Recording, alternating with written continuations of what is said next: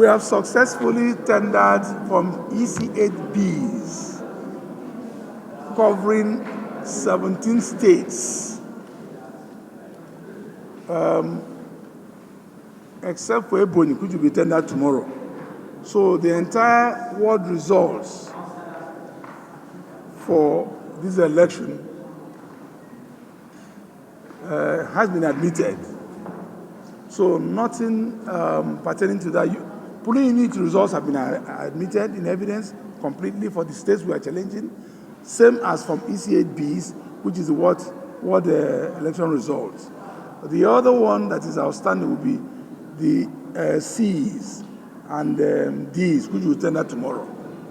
So for us, it's moving at as planned.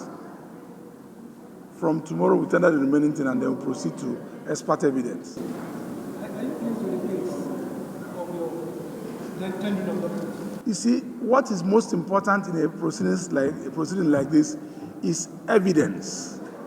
All the evidence for Labour Party is going in smooth. They are all going in smoothly. What is outstanding is quite is getting fewer by the day, except for the ones that INEC has not availed us. For example, one of which is the beavers, access to beavers. So beyond that, everything is going in, no matter the effort are trying to either delay or confuse us. We're focused on the ball. On the final of my own part, we have Labour Party put on the app 50 witnesses listed. So far, we've had just one. No. Don't mind the number of witnesses listed. We may end up calling 10 or 7, depending on our judgment as to what is relevant to be proved. Not all witnesses certainly will come in, but at the time we were asked to mention number of witnesses that we need, we just had to give a figure.